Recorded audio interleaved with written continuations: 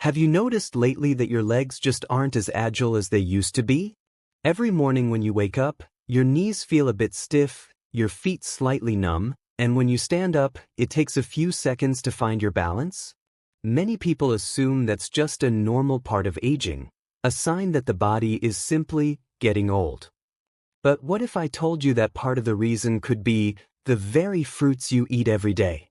Sounds strange, doesn't it? After all, we've always believed that fruit is good, healthy, refreshing, full of vitamins. And that's true, but not all fruits are equally suitable for older adults. Just because something is good for younger people doesn't necessarily mean it will have the same effect on those over 60. I have a lovely neighbor named Mrs. Rose. She's 72 this year.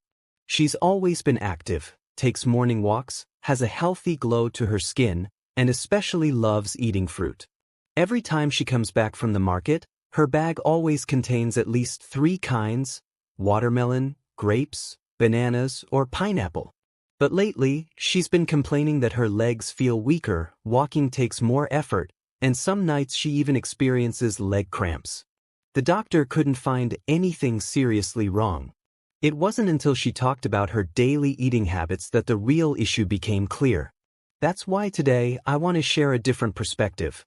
Some fruits that seem perfectly healthy might actually be silently weakening our legs, especially if eaten the wrong way or too frequently. They may be making us feel more tired, causing joint pain, or making us feel less steady on our feet. Let's start with the first one, a fruit that's very familiar, very delicious, but can cause unexpected trouble if we're not careful. Pineapple. Just hearing the name feels refreshing, doesn't it? Many people enjoy pineapple for its sweet tart flavor, strong aroma, and digestive benefits. But for older adults, pineapple has a hidden downside worth paying attention to.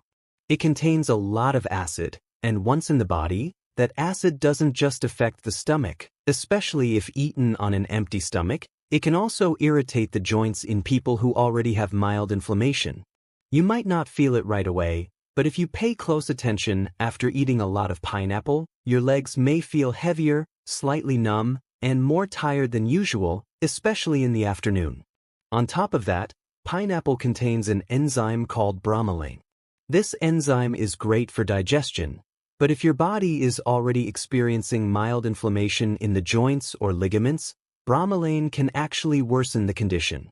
For some people with sensitive systems, pineapple can even cause mild water retention, making the ankles feel a little swollen by the end of the day. Now, I'm not saying you should stop eating pineapple entirely, but if you're over 60 and you've been feeling leg fatigue, joint discomfort, or muscle weakness lately, try cutting out pineapple for a while. Watch your body. Notice how it feels. Many people have done this and were surprised to find that their legs felt less tired and more stable after just 1 or 2 weeks. Now let's move on to the second fruit, one that almost everyone eats, sometimes daily, without even thinking twice. In fact, it's often recommended for older adults because it's rich in potassium. I'm talking about bananas. Bananas seem so harmless. Easy to eat, soft, no complicated peeling, and they help you feel full. But here's something people rarely consider. Bananas also contain a lot of sugar, in the form of simple starches. For older adults, whose digestive systems and insulin responses are not as sharp as they once were, eating too many bananas each day can cause slight increases in insulin levels, especially in those with prediabetes or metabolic imbalances. When insulin increases, the body tends to retain water. And that water retention often shows up in the lower parts of the body, the legs. That's why, after regularly eating bananas for some time, you might notice your ankles feel tighter, your calves get tired faster when walking, and there's often a heavy feeling in the legs, or a numbness when standing too long. Moreover, bananas are known to induce a feeling of sluggishness. After eating 1 or 2 bananas, many people feel like sitting down, resting, or taking a nap, rather than getting up and moving around. Over time, this leads to weaker leg muscles simply because they're not being used as much. Again, I'm not saying bananas are bad, but they are a perfect example of a food that's healthy when consumed properly, but potentially harmful when eaten too often. For younger people, bananas can boost energy. But for older adults, eating too many can quietly weaken the legs, day by day. So, if you're someone who eats bananas every day, try reducing it to one small banana at a time and avoid eating them in the evening. Also, don't eat bananas right after a full meal, because at that point, your blood sugar is already high, and adding more can only make you feel more fatigued and weigh down your legs. Maybe after hearing the story about oranges and bananas, you're starting to take a closer look at your daily eating habits, aren't you? I understand. Sometimes we eat something not because we've thought it through, but simply because it's familiar, something we've always been told is very good for your health. But as we reach a certain age, our bodies begin to react differently. What used to be healthy when we were young can now become a burden if not consumed properly. I remember once sitting down for tea with an older cousin of mine. He was very meticulous about his diet, eating fruit every day like a ritual. Yet he often complained about weak legs. Every morning he'd wake up with a tingling, burning sensation in his feet, struggling to stand firmly during the first few minutes. He went to see doctors, but no specific condition was found. Eventually, it was a nutritionist who raised a surprising question about the type of fruit he ate every evening: grapes.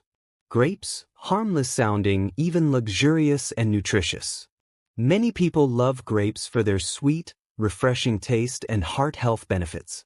But did you know that for older adults, especially those with insulin resistance or prediabetes, grapes can be a double-edged sword? They contain a high amount of natural sugar, particularly fructose. And when the body can no longer metabolize sugar efficiently, eating a lot of grapes, whether fresh or dried, can cause sudden blood sugar spikes. This can trigger low-grade inflammation in the small blood vessels in your legs. Have you ever wondered why your legs often feel exhausted, even if you haven't been walking much? Or why your knees ache persistently even without strenuous activity? These signs don't always come from the joints. Sometimes, they're a result of chronic inflammation, which can stem from something seemingly small: consuming too many high-glycemic foods. Grapes, unfortunately, fall into that category. Especially if you eat them in the evening when the body is slowing down to rest, the sugar tends to accumulate and more strongly affect the peripheral nerves, those that manage sensation and movement in your feet. I understand that by now, many of you may feel confused. After all, grapes aren't addictive like cake or soda. They're fruit, and fruit is generally seen as safe. But the real question isn't whether something is good or bad, it's whether it's right for you. If your body sends you signals every morning when you stand up, if your feet often feel numb, cold at night, or lose sensation when wearing slippers, then perhaps those are whispers from your nervous system saying, maybe it's time to reconsider your fruit choices, especially grapes. And if you're thinking, well, I'll just switch to dried fruits for convenience, I'd ask you to pause for a moment. Because what I'm about to share might surprise you. Dried fruits, like dried apricots, raisins, or banana chips, not only lose most of their water content but also become incredibly concentrated in sugar. When you eat a small handful of raisins, you're taking in not just a high dose of sugar, but also preservatives, additives, and even oils used in the drying process. I once met a lady who lived in the Highlands, where proper food storage was challenging. Her family used to dry fruit to use year-round.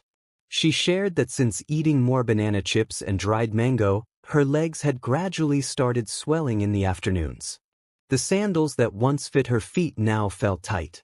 When she went for a checkup, her heart and kidneys were fine, but the doctor dug a little deeper into her daily diet and advised her to stop eating dried fruit for a while.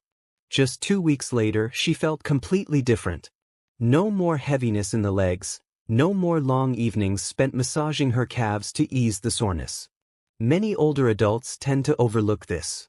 Dried fruits are small, easy to eat, and convenient. But that very convenience often leads us to eat more than we should without realizing it. The result? Metabolic imbalances, nerve disruption, and poor blood circulation in the lower limbs. When circulation is impaired and nerves are constantly irritated by excess sugar, you begin to feel every step grow heavier. So, it's not that fruit is bad. It's that, after age 60, our bodies change in ways that make certain fruits something we need to think twice about. That's why I hope these reflections can help you reevaluate things with a gentle, objective lens. You don't need to cut anything out entirely, but do ask yourself before eating, is this helping me stay strong, or slowly weakening my legs day by day? There's still so much to consider when it comes to caring for our health, especially our ability to walk and move freely. Because when our legs are no longer steady, our lives change in ways both big and small, from daily routines to emotional well-being. And there's one more fruit, very familiar to us all, a national favorite during hot days, that also carries hidden effects on joint health. Just like grapes and dried fruits, it doesn't cause harm overnight. But over time, it can quietly chip away at our strength. I once asked a group of elderly members at a wellness club, when you notice your legs getting weak, what do you usually think is the cause? Most answered with common reasons like age, bone degeneration, lack of exercise, or complications from diabetes. Only one gentleman quietly said, "I suspect it's watermelon, but I'm not sure yet." Watermelon? Yes, watermelon is something almost every Vietnamese can't do without when summer comes. It's juicy, cool, and easy to eat. But few realize that watermelon can be one of the fruits that strongly affect your joints and legs, if not consumed properly, especially for older adults. First, watermelon has a very high glycemic index. This means that when you eat a certain amount of watermelon, your blood sugar spikes very quickly. And for bodies over 60, controlling blood sugar isn't as sharp as when we were younger. A sudden rise and then quick drop in blood sugar can leave you feeling exhausted, your legs heavy, and sometimes trembling. Second, watermelon is very cool in nature. In traditional Eastern medicine, cool means it lowers body heat, reduces vital energy, and can cause diarrhea, stomach pain, and especially weak joints and numbness in hands and feet if eaten often in the evening or when your body is tired. Think about it. Have you ever eaten watermelon late in the afternoon, then felt chilled, your feet numb, and your walk unstable? That's no coincidence. The cooling effect of watermelon directly impacts the kidneys and blood vessels in your legs, leading to poor circulation, and gradually, your legs weaken before you even notice. I remember a man from a rural village who worked as a gardener all year round. He was strong and agile, but every summer he complained, "My knees feel powerless," and whenever he climbed steps, he needed to hold onto the railing. After many attempts with medication and physical therapy that didn't help, it was his wife who finally noticed. Every afternoon he would eat nearly half a big watermelon to quench his thirst. A little every day might seem harmless, but over weeks and months, that's a large amount of sugar and cooling energy entering the body. And do you know what happened after he stopped eating watermelon for just 1 month? His legs felt less tired, he no longer needed to hold on when stepping up, and in the mornings, he didn't feel pain along his shin anymore. No complicated medicines, just realizing something quietly affecting his health and adjusting it in time. What's important is that we often don't notice these small changes because watermelon is a fruit, and fruit always has a reputation for being good. But after 60, our bodies become sensitive to these seemingly small things. Every food we eat now needs not only to taste good but also to be suitable for our body's metabolism, absorption, and recovery capacity at this age. I'm not saying you have to stop eating watermelon forever, but if you often feel cold legs, aching knees, or heaviness after eating it, try to adjust. It's less. Eat during the daytime when it's sunny. Avoid eating it late at night. And most importantly, don't eat it on an empty stomach or when your body is tired. These small changes can make a big difference for your legs. Many seniors have told me, "I just want strong legs so I can go to the market, cook for myself, and walk to the park every morning." These simple things seem trivial, but they are the most precious when we enter the later years of life. And to keep them, sometimes we need to learn to say, "Not now," to some favorite foods, not out of dislike, but out of respect for our own body. I will share about another fruit, one that many people believe is extremely good for health, especially for the eyes, skin, and digestion. It's small, red, often bought in large amounts on weekends at the supermarket. But you might be surprised that when eaten excessively, it can make your legs weak, tired, and prone to joint inflammation. The last fruit I want to talk about is cherry tomatoes. Sounds surprising, doesn't it? Because tomatoes, especially cherry tomatoes, have long been praised as a miracle food for our health. They're rich in vitamin C and lycopene, great for the skin, good for the eyes, and even believed to reduce the risk of cancer.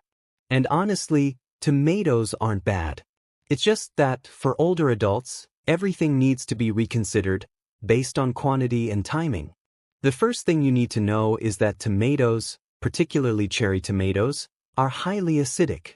If you've ever felt slight discomfort or a dull ache in your stomach after eating a salad full of fresh tomatoes, that's your body signaling that it no longer tolerates high levels of acidity the way it used to.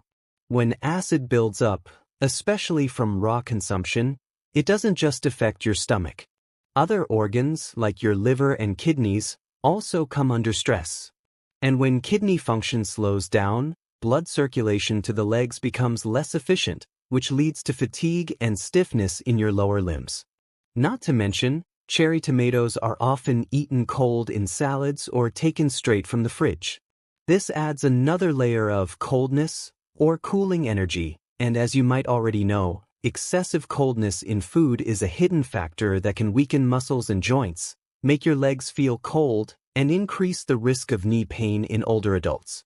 I once spoke with a retired schoolteacher named Mrs. Linda, who lived alone and took great pride in maintaining a healthy lifestyle. She ate lots of vegetables and fruits every day and often shared her meals on social media. One day, she called me sounding a bit worried. "I don't know what's happening," she said. "Lately, I can only walk for about 20 or 30 minutes before my legs get tired, especially my calves. I have to sit down and rest before I can keep going. But I've been eating so healthily." After talking more with her, I learned that she was eating about 10 to 15 cherry tomatoes for lunch every day, tossed fresh with lettuce and vinegar. She'd been doing this for over 3 months straight. I suggested she try changing her meals for a couple of weeks, cut back on the tomatoes, switch to steamed vegetables, and include more cooked pumpkin and carrots. Not even 10 days later, she called again, this time with a cheerful voice. "I walked for nearly an hour today, and my legs didn't feel tired at all." You see, our body has its own language. It doesn't scream at us the moment we eat something that doesn't suit us. But it will whisper, through small aches, lingering fatigue, a sense of weakness, until we finally pay attention. People often say, "What we eat is no big deal." But I believe the opposite. What we eat is a huge deal. Because every single bite we put into our mouth is silently influencing our quality of life, our ability to move around on our own, to take care of ourselves, to go outside and enjoy the fresh air. And our legs, something we often take for granted, are in fact the very foundation of an independent life after the age of 60. I'm sharing these stories with you not to scare you away from eating fruit, but to help you listen to your body more closely. To understand that not all foods are suitable for every age, and especially after 60, the smallest things can make a big difference. If you've ever noticed your legs feeling weaker, tiring easily, or a dull ache in your knees or calves without a clear cause, try taking a closer look at what you eat every day. Maybe a small change in habit could lead to a big change in how you feel. And remember, you don't have to completely give up your favorite fruits. Just eat them at the right time, in moderate amounts, and most importantly, listen to your body. That way, you can still enjoy their taste safely and healthily. You can try reducing the portion, cooking them instead of eating raw, avoiding cold fruits straight from the fridge, especially after coming in from hot weather. Or simply, don't eat the same fruit every single day. Give your body a break. Let it rest and recover. In the end, I just want to remind you of one thing. You have the right to live with joy, health, and independence at any age. Every small choice you make today, from choosing a more suitable food to taking a gentle morning walk, is one step closer to a stronger and more meaningful life. If you've had personal experiences, foods that didn't sit well with your body, or positive changes after adjusting your meals, don't hesitate to share them in the comments below. Because who knows? Your story might be the one that helps someone else overcome their pain, regain strength, and rediscover life in their own 2 feet. If you found this video helpful, don't forget to click the like button so others can find it too. And if you'd like to keep walking with me on this journey of health and aging gracefully, be sure to hit subscribe and turn on the notification bell. I truly believe this. The more we care for ourselves, just a little bit each day, the more joyful and healthy each of those days becomes.